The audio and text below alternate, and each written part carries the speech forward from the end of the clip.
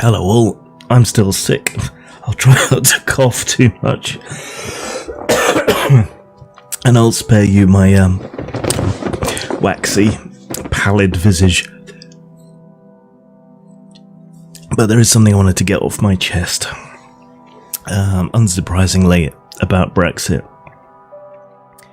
Now, it looks like Parliament and the political parties might actually finally be stepping up to do their jobs, which is to safeguard the futures of everybody in the country, not just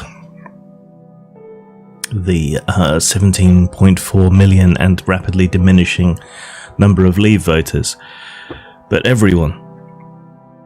Some people are calling this a betrayal of democracy and using the language of of traitor and so on, which is thoroughly dangerous, given we've already had one MP shot during the campaign and now people attempting to sabotage train lines and so on. Everyone on both sides, with a few marked exceptions, are acting in what they think is honestly the best interest of the country. Less so on the Leave side, I think. I don't think that should be too controversial to say when you look at Rees-Mogg and his disaster capitalism, or Boris Johnson and his leadership ambitions.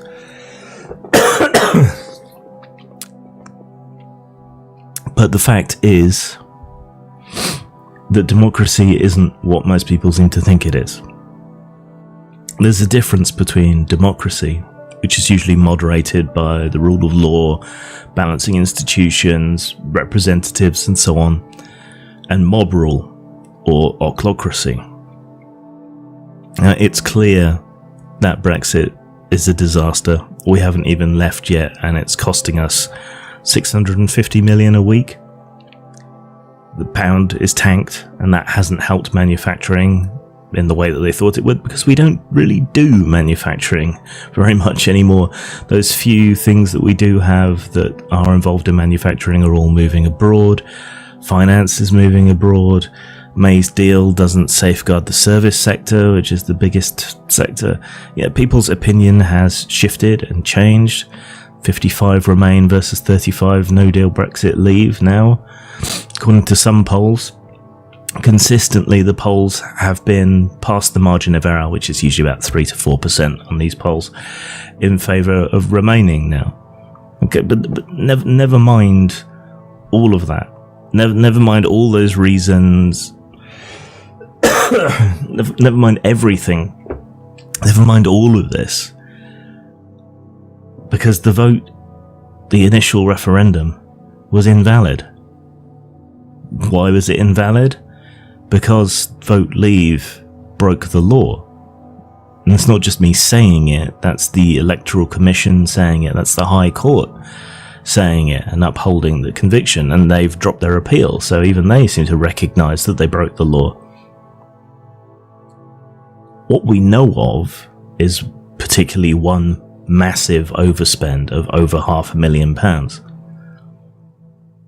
Now, in any democracy worth its name, when corruption takes place on a wholesale level like that, it invalidates the votes.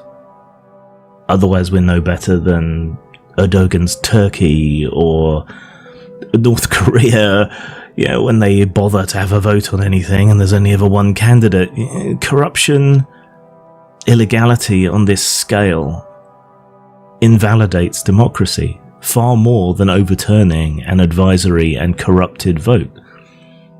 So don't come at me saying respect democracy if you don't respect it enough to overturn a corrupted vote. And then the irony in all this, of course, is if the vote had been considered binding, the High Court would have overturned it. This is specifically said in the documents on the ruling. But it has been treated as binding by the political parties, by the activists and so on. So if we're going to treat it as binding, then we should hold it to the same standards that we would a binding vote, surely. I mean, Farage reckons Leave would win a new vote. So let's just have it. Let's genuinely respect democracy.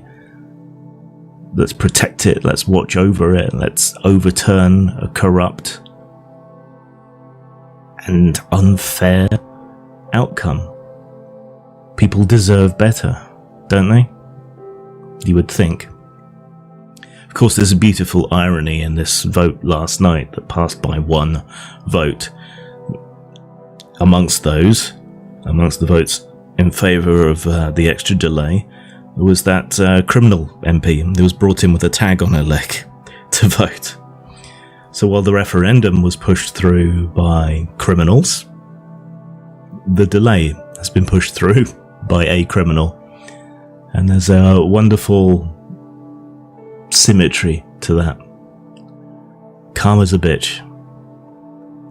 Just before I go, can we please stop with the incendiary language, the stolen vote language, the traitors language? In this context at the moment, with an assassination, with sabotage, and so on, that's pumping heat into a system that we shouldn't want to have there. So, can we just not, perhaps? Let's have a rerun. One is necessary to either remain or to support whatever deal goes through, because things were so undefined at the start. And this time, a clean vote, no illegality. An illegal vote has no legitimacy and is no mandate, especially for such a ruinous course of action. Zang. Postmortem Studios, role-playing games, and a lot more to die for. Post-mort.com